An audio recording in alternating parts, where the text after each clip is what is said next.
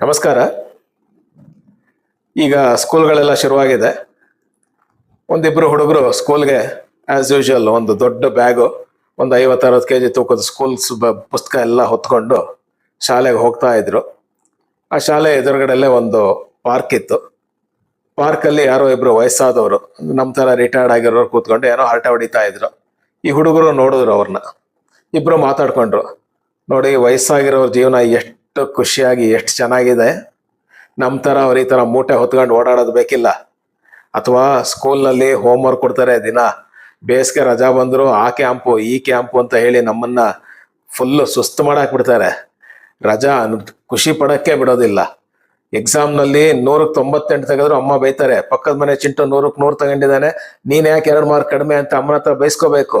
ಸ್ಕೂಲಲ್ಲಿ ಮೇಷ್ಟ್ರ ಹತ್ರ ಬೈಸ್ಕೋಬೇಕು. ನಾವು ಎಷ್ಟು ಕಷ್ಟಪಡ್ತೀವಿ ನಾವು. ಈ ವಯಸ್ಸಾಗಿರೋರು ನೋಡು, ಮುದುಕರು ಏನ್ ಆರಾಮಾಗಿ ಕೂತು ಹರಟೆ ಹೊಡಿತಾ ಇದ್ದಾರೆ ಅಂತ ಆ ಇಬ್ರು ಹುಡುಗರು ಮಾತಾಡ್ಕೊಂಡು ಶಾಲೆ ಒಳಗಡೆ ಹೋದ್ರು. ಇನ್ನು ಈ ಕಡೆ ಇವರಿಬ್ರು ವಯಸ್ಸಾದವರು ಪಾರ್ಕ್ನಲ್ಲಿ ಕಲ್ ಬೆಂಚ್ ಮೇಲೆ ಕೂತು ಮಾತಾಡ್ತಾ ಇದ್ರಲ್ಲ, ಅವ್ರು ಈ ಹುಡುಗರು ನೋಡ್ತಾ ಇದ್ರು. ನೋಡ್ಬಿಟ್ಟು ಅವ್ರು ಮಾತಾಡ್ತಾ ಇದ್ರು, ನೋಡಯ್ಯ ನಮ್ಗೇನೆಲ್ಲ ಕಷ್ಟ. ಕೂತ್ರೆ ಕಾಲು ನೋವು, ನಿಂತ್ರೆ ಬೆನ್ನು ನೋವು, ಮನೆಯಲ್ಲಿ 108 ಜಗಳಗಳು, ಮಕ್ಕಳುಗಳ ಜೊತೆ ಮನಸ್ತಾಪ, ಆಸ್ತಿ ಸರಿಯಾಗಿ ಕೊಟ್ಟಿಲ್ಲ ಅಂತ ಒಬ್ಬ ಮಗ ಜಗಳ ಕಾಯ್ತಾನೆ, ನಮ್ಮನ್ನ ನೋಡ್ಕೊಳಕ್ ಇಷ್ಟ ಇಲ್ಲ ಅಂತ ಇನ್ನೊಬ್ಬ ಬೇರೆ ದೇಶಕ್ಕೆ ಹೊರಟೋಗ್ಬಿಟ್ಟಿದ್ದಾನೆ. ಏನೆಲ್ಲ ಕಷ್ಟಗಳು. ಮನಸ್ಸಿನ ತುಂಬಾ ಬರೀ ಈ ಯೋಚನೆಗಳೇನೆ, ನೆಮ್ಮದಿಯಾಗಿರೋಕೆ ಆಗ್ತಾ ಇಲ್ಲ. ಅದೇ ಆ ಹುಡುಗರು ನೋಡು, ಎಷ್ಟು ಆರಾಮಾಗಿದ್ದಾರೆ, ಏನು ಯೋಚನೆ ಇಲ್ಲ, ಯಾವ ಜವಾಬ್ದಾರಿ ಇಲ್ಲ. ಸ್ಕೂಲಿಗೆ ಬಾ, ಏನೋ ಪಾಠ ಹೇಳ್ಕೊಡ್ತಾರೆ, ಹೋಮ್ವರ್ಕ್ ಮಾಡು, ಆಟ ಆಡು, ಮಲಕ್ಕೋ. ಎಷ್ಟು ಚೆನ್ನಾಗಿತ್ತ ಆ ಜೀವನ. ಯಾಕಾದ್ರೂ ಈ ವಯಸ್ಸಾಯ್ತೋ ಅಂತ ಅವ್ರು ಮಾತಾಡ್ಕೊಳ್ತಾ ಇದ್ರು. ನೋಡಿ, ಯಾವಾಗ್ಲೂ ಹೀಗೆ ಆಗೋದು.